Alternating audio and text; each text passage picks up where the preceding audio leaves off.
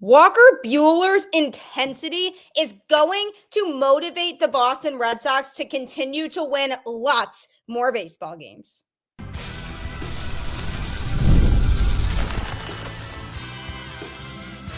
You are Locked On Red Sox, your daily Boston Red Sox podcast.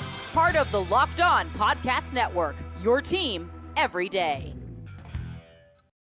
Hello and welcome to Locked On Red Sox, your daily Boston Red Sox podcast, part of the Locked On Podcast Network, your team every day. I'm your host, Gabby Maljanian, former ESPN social media associate and current host of the Boston Balling podcast as well. And I'm here to bring you the latest in all things Boston Red Sox, Monday through Friday, straight to your favorite podcast feed, and it's free. So you might as well continue to just check it out because Locked On is your team every single day. This episode is brought to you by Monarch Money. Take control of your finances with Monarch Money. Use code LOCKEDONMLB at monarchmoney.com for 50% off your first year. Happy Wednesday. Welcome to the show. I apologize for another late episode. I promise you I am going to be getting back on track tomorrow with posting episodes at my normal time. As you can see, I am back with the all too familiar Red Sox memorabilia in the background on my wall. I missed it. And I miss being home. I was away traveling over the weekend and over the last few days for my sister's graduation. Shout out to her. Huge congratulations on graduating from grad school. So I was kind of all over the place. So my schedule was thrown off a little bit, but tomorrow's episode will be back at its normal time. But we couldn't go the rest of the week without talking about Walker Buehler getting ejected from the game last night, as well as the Red Sox bullpen holding down the fort once again, and the biggest keys to more success for the Boston Red Sox as they navigate through the rest of this season. So the Red Sox took the first two games of the series from the Mets, hoping that they win again tonight and carry over that energy. It was a 2-0 shutout win by Boston. And Garrett Whitlock earned the win for the Red Sox, throwing one inning, giving up 2 hits and no runs with 1 strikeout and 0 walks. But perhaps the biggest story of that game was Walker Buehler, who threw 2 1/3 innings, giving up no hits and no runs with 2 walks and 4 strikeouts. He only threw 52 pitches and 29 of them for strikes. Can't really look at that pitching line too much because he barely pitched basically in the game, only lasting into the 3rd inning. And the reason he only lasted into the 3rd inning, he got ejected from the game. So essentially what happened is during the 3rd inning of the game at Fenway, he was ejected after becoming embroiled in a heated discussion with home plate umpire Mike Estabrook. So what happened was he had just been reinstated from the 15-day injured list prior to the game and was super excited to be back out there. And as he worked his way through that 3rd inning, he threw what appeared to be a strike, at least from what I thought, to Juan Soto. It looked like a pretty clear strike. Maybe it was slightly lower in the strike zone, but it hit the bottom of the zone for sure. No question about it. But according to Estabrook, it wasn't a strike. He thought it was outside the zone, and the count on Soto moved to 2-0. So Buehler had some words to say for him, was very, very visibly angry with Estabrook, who ended up removing his mask and started walking out toward the pitcher's mound. And then moments later, Buehler was thrown out of the game. Alex Cora also followed and was ejected shortly after that by essentially arguing the same call and trying to stick up for his pitcher. So both got thrown out at that point in the game. Despite the setback, the Red Sox still won by a 2-0 score, but it doesn't take away from how bothersome the whole situation was, because it looked like a strike to begin with, and everybody admitted the fact that Buehler probably shouldn't have gotten that fired up. But if I were in his shoes and I felt like that was a pretty obvious call and I wasn't getting it, I would be pretty mad myself. But after the game, Buehler did have some thoughts on the matter, and he took to social media to share that. He did take accountability for being ejected so early in the game, but he also credited his fellow pitchers for maintaining the shutout that he had begun. He said, bullpen full of savages on Instagram. Brutal way to come back and horrendous spot to put those boys in, but huge team win. All be better, W. So he at least acknowledged that the behavior was probably a little bit over the top and that it was a scenario in which he probably should have been a little bit calmer about it, saying that won't happen moving forward, but was sure to credit the guys for keeping the shutout intact. He then jumped on Twitter to continue his commentary. He spotted a post-game comment from umpire crew chief Laz Diaz about the ejections, and he quoted a post essentially that was shared by a Red Sox reporter. So crew chief Laz Diaz essentially explained the situation with the ejection and said he can say stuff from the mound, but once he comes off the mound, he's leaving his position to argue balls and strikes. Once anybody leaves their position to argue balls and strikes, that's an immediate ejection. So essentially, he was saying that it's okay for Buehler to get visibly angry as long as he had stayed put on the mound and he didn't move from his spot. And the biggest reason why it led to an ejection was because he technically stepped off the mound to do it. It's like when Alex Cora walks in from the dugout to argue balls and strikes, then he automatically gets ejected also because he moved from his spot. So that's the part that led to the ejection, wasn't what he said, but more the fact that he left the mound to argue it.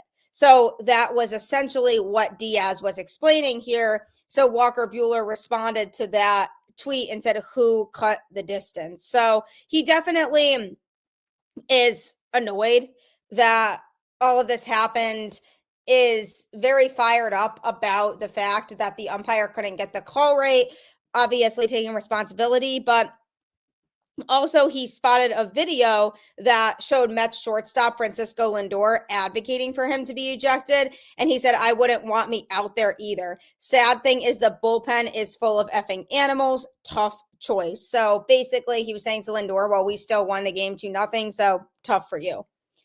Buehler is 4-1 so far in 2025 with a 4.00 ERA. He signed a one-year deal with the Red Sox in late 2024 after spending the entirety of his MLB career prior to that with the Dodgers. And so the biggest takeaway from this is obviously his behavior was a little over the top and probably a little bit unnecessary. But what I really like about Buehler is that sense of fire and passion that he has. He took this situation and ran with it, said, I don't agree with your calls. I'm going to show that, and I'm not going to shy away from saying, hey, here I am. I don't like your call, and I'm going to let you know. But if he can figure out a way to channel that energy in terms of sparking a fire in his team to perform better, that's going to create a winning culture and a winning clubhouse. Buehler is a guy who's used to winning, and he's used to being around winning. I mean, spending most of your career in a Dodgers uniform and then coming to this Red Sox team, he's used to seeing championships, or at least used to seeing teams that are repeatedly at the top of their division every year, even when they don't win the World Series. And he's coming off of a World Series championship last season. So for him, in his perspective, it's, I want to win. And it's going to be really frustrating for me if things aren't going my way. And when you have a guy like Walker Buehler in your clubhouse who's going to express his emotions, even if he's not always doing it in the best way, I'd love for him to still channel that energy and that anger that he had towards that home plate umpire and use it to light a fire in the team and say, hey, we need to perform better. We are not playing at the level of competitive baseball that we should be playing at right now. We need to go out there and we need to win games and we need to be more consistent. Obviously, he can say that in a lot different of a way than I just said it, and basically getting through to the guy saying, hey, I want to win. you want to win. Let's go out there and play with fire and make sure that everybody is on the same page here. And that was one of the biggest reasons why I was happy that the Red Sox signed Walker Buehler, was because I felt like the energy and passion that he truly brings to this game are something that he could project onto his teammates to say, hey, let's do what we need to do to win baseball games. And that's all he wants to do. And from watching that pitch over and over again, I saw no scenario in which it would have been a ball. I know that feels like it's a biased opinion because I'm a Red Sox fan, but it did hit the bottom of the strike zone, and basically every time that is considered a strike. So I personally do understand the frustration with Buehler, but he does have to try to recognize moving forward that, hey, what's more important here? Yelling at the ump over one call, or staying in the game so that you can put your team in a position to succeed. And luckily, obviously, the Red Sox still won the game, so it was fine. But if I'm in his shoes, I'm thinking, okay, it's one pitch. I'm not happy with it, but I can move past it and keep focusing on giving my team the best start that I can give them to put us in a better chance to win. So I like the intensity. I just think it was the wrong situation for him to get that fired up. But I respect the hell out of Walker Buehler for going out there and being a guy who's showing that energy and showing that intensity, because we haven't gotten that sense of intensity from this Red Sox team all season so far. And you don't really feel like there are a lot of guys who could really rally the troops and say, hey, there's still so much of this season left, and there's still a lot of time for us to change the narrative about this team and our playoff chances. And if anybody can motivate them to play better, it's him. And I'm now convinced more than ever of the attitude that Walker Buehler brings out there on a day-to-day basis. And I think that's seriously something he could project on the team. But next time, I would like to see him think it through a little bit more in the moment. What would hurt my team more? Me going down an 0-2 in the count to Juan Soto, or me getting kicked out of the game and not being able to contribute? So hopefully he learned his lesson for next time. It seems like he did. But coming up, the bullpen maybe has made some adjustments because they have been on fire the last couple days. So I'm going to be talking about that next. Ever check your bank account and wonder, where did all my money go? Between dining out, online shopping, and entertainment, it's easy to lose track. That's where Monarch Money comes in. Your personal CFO, giving you full visibility and control over your finances. Monarch Money isn't just a budgeting app. It's a complete financial command center.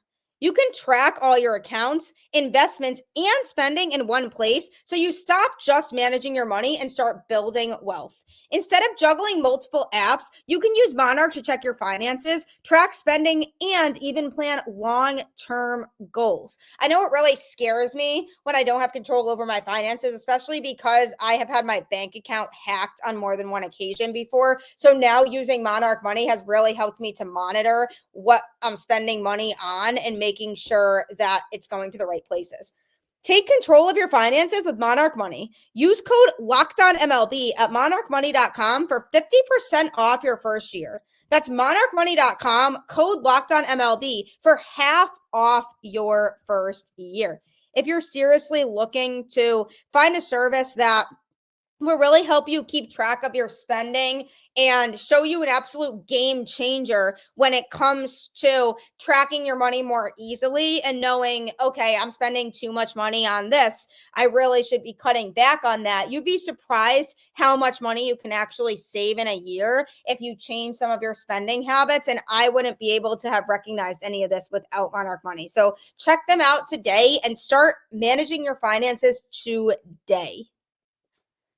So the Boston Red Sox have won the first two games of the series against the New York Mets, and a lot of that is thanks to their bullpen. The Monday night game, they won that game 3-1 with Hunter Dobbins pitching. He threw 4 2/3, giving up 5 hits and 1 earned run with 1 walk and 2 strikeouts. And he continues to pitch pretty well. He threw 39 strikes over 66 total pitches. He's a guy who I have been very impressed with in terms of his ability to compete at a high level for this Boston Red Sox team. I really hope he's a guy that the Red Sox keep around in the rotation because he definitely deserves a shot. And then after he finished throwing, Justin Wilson came in and threw an inning, giving up 1 hit and no runs with 1 walk and 1 strikeout. And then Greg Weissert came in, gave up 1 hit and no runs over 1 inning pitched. He walked 1 and struck out 2.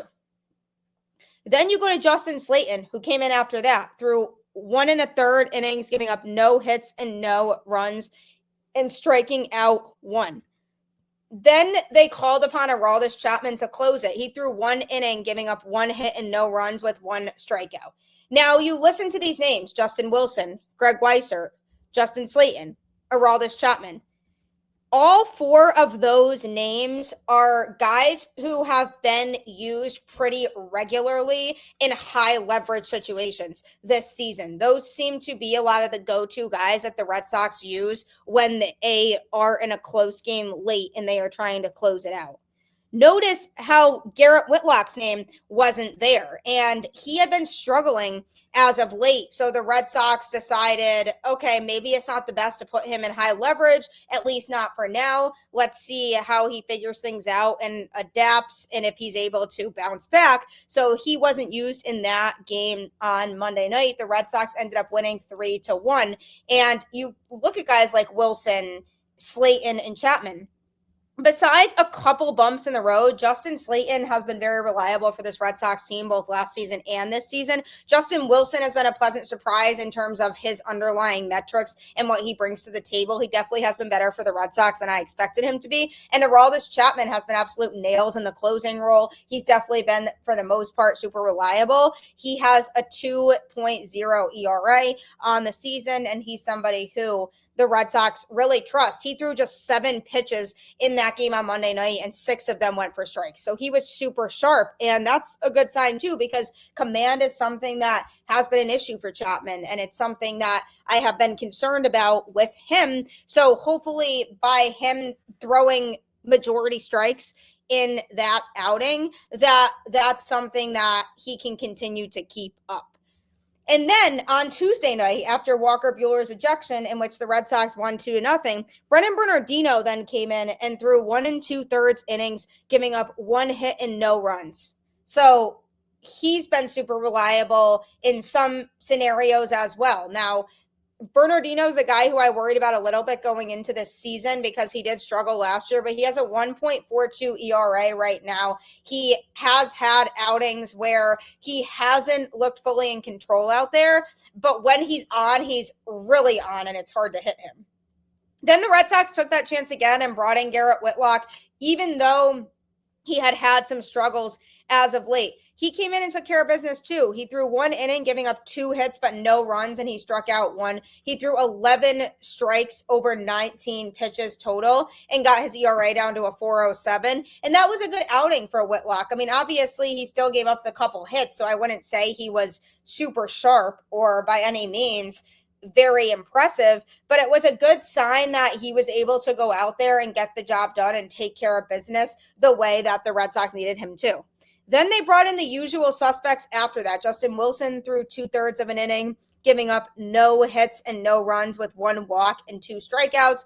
Then Greg Weissert, 0.2 innings, 1 hit, no runs. Justin Slayton, 1.2 innings, no hits, no runs. Aroldis Chapman, 1 inning, no hits, no runs. So it feels like the Red Sox have really established that the guys they trust the most are Chapman, Slayton, and Wilson. And to an extent, Greg Weissert right now and Garrett Whitlock can get back in that conversation if he continues to stay consistent and has more outings like the one that he had in that game moving forward, because then the Red Sox could trust him again in those types of situations. So the biggest thing that's important here is that there was a period of time in which even the Red Sox high leverage arms were struggling. Then it got to the point where it was like, all right, well, can we really trust anybody? Do we need to revamp this bullpen altogether? But because seemingly the Red Sox bullpen has gotten back on track the last couple days in terms of the high leverage guys performing at the level they need to be performing at,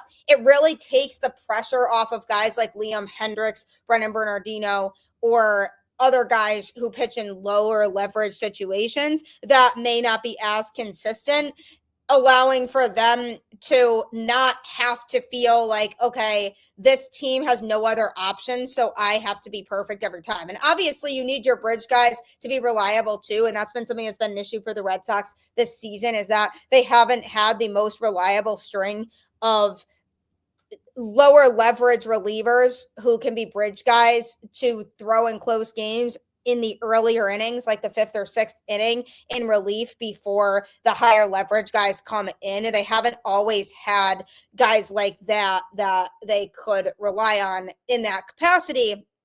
But if the higher leverage arms are performing at the level that they need to be performing at, then they don't have to feel forced to try to stick lower leverage guys in high leverage. And then if it backfires, it just becomes a big issue for Boston. The important thing that's going to make or break the rest of this season for the Red Sox is the execution and consistency. And they need those guys who they can trust the most in the bullpen to be consistent, because if they are, it really allows for the opportunity for more of a grace period and more mistakes to be made, if that's going to happen, by those middle relief guys, the guys who come in after the starting pitcher before they go to the higher leverage guys. If the starting pitcher doesn't throw that deep into the game, or if he does throw deep into a game and it's a blowout and the Red Sox are winning by a lot, those types of guys could come in and it doesn't feel like as much weight on their shoulders, knowing, okay, I'm a middle relief guy. I'm not throwing in high leverage as much, because they're leaning more on other guys to be in that role more. So as a result, that might allow them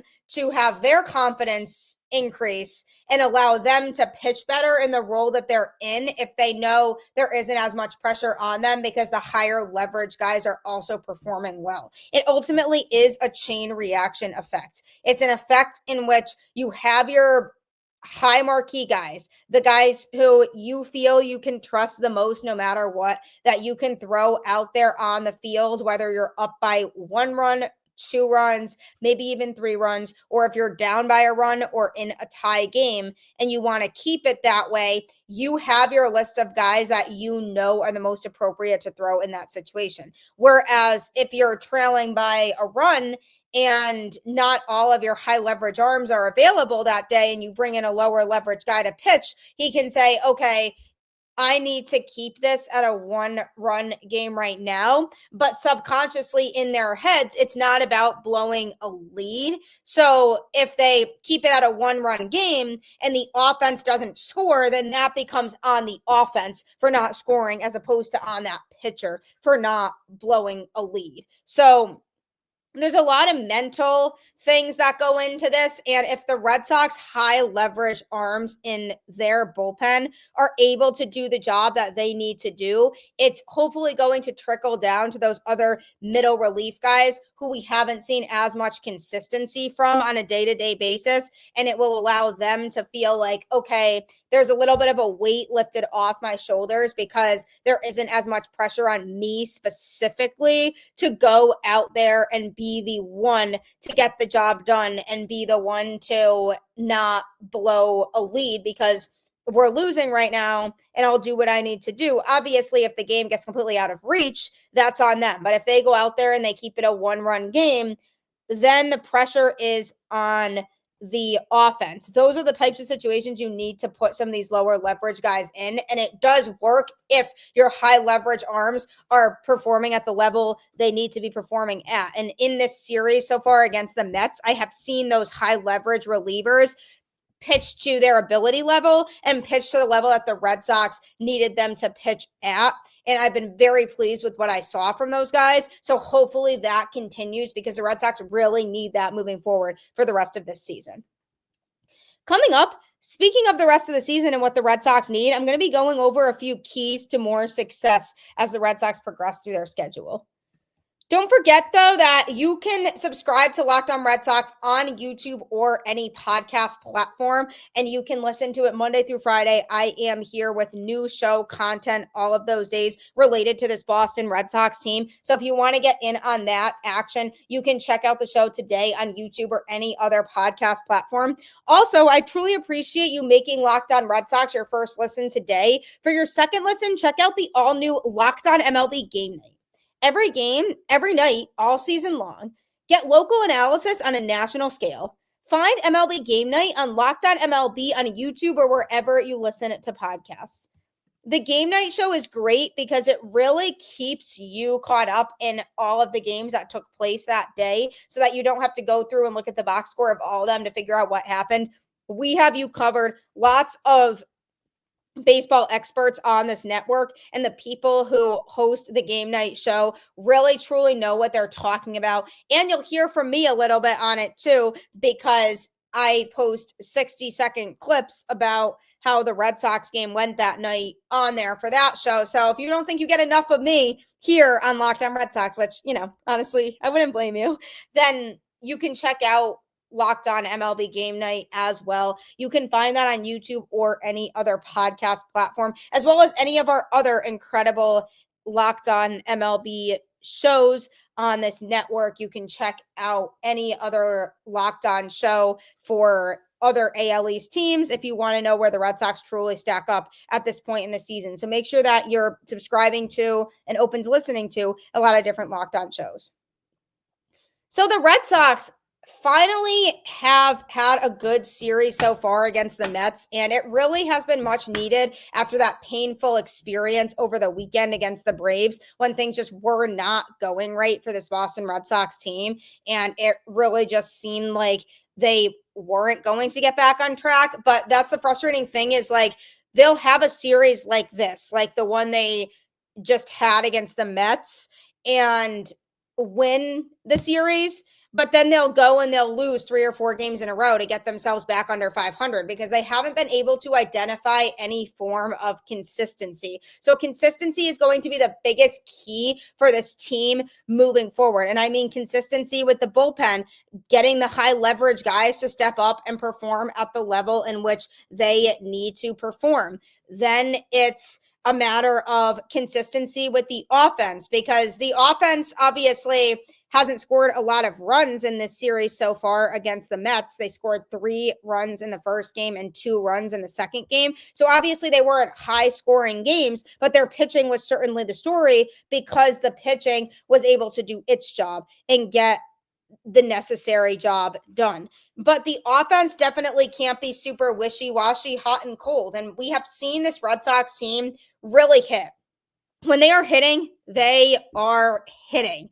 And it's an absolute pleasure to watch that team hit.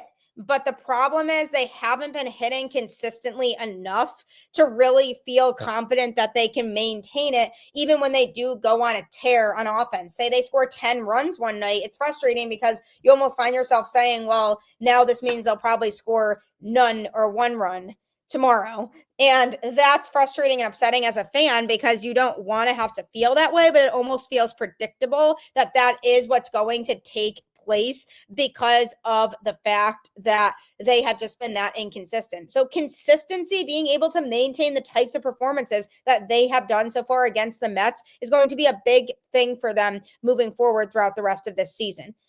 Then you look at the coaching. Coaching needs to be better. The Red Sox coaching staff needs to hone in on the strengths of the players that are in front of them and be able to utilize their strengths and their skills. And I, for example, have been saying this about both Andrew Bailey and Pete Battsy for a long time, that their approach doesn't appear to work overall for everybody. And obviously that shouldn't come as a surprise because every player is different in the way that they approach the game is different, and their strengths and their weaknesses are different. And for Fatsy and Bailey having a bit of an inability, it seems like, to make adjustments, even with what's not working, that's an issue. And that's something that really needs to change in this second half of the season here. They need to, moving forward, be able to adapt to something that's not working, not be afraid to admit, okay, the way that I went about this the first time didn't work, so let's try it this way next time. They need to be more open to that. And same thing with Alex Cora. I mean,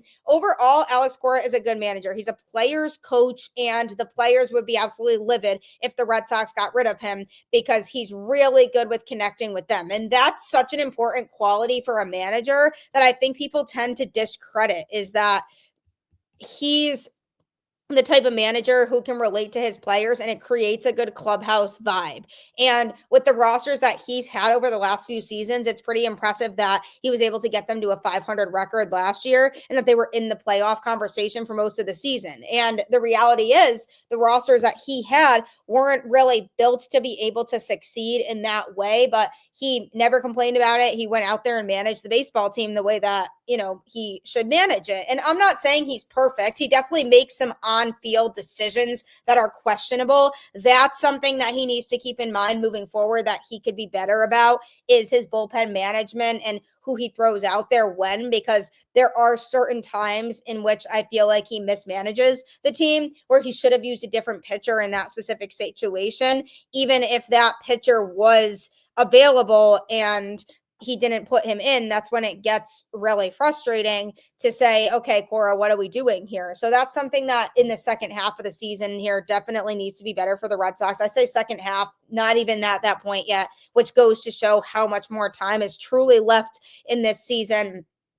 So that's a big key moving forward. Obviously, health is a big key to success moving forward. And Rafael Devers being able to continue to absolutely smash the baseball is a big key, because he has been on an absolute tear at the plate lately, showcasing his fire, showcasing his power. He is a guy that is going to get the Red Sox a lot of wins if he continues to hit the way that he is. So I'm looking at Devers as somebody who can maintain stability with this lineup and get them those big hits deep to the deepest parts of Fenway that they can possibly get. So lots of keys moving forward for the Red Sox to be able to succeed the rest of the way. Be on the lookout for tomorrow's episode, which will be dropped at its normal time. I am back home now from traveling, so my schedule won't really be thrown off as much. So look forward to continuing to give you the latest on all things Boston Red Sox. Let's hope they get the win tonight and complete the series sweep.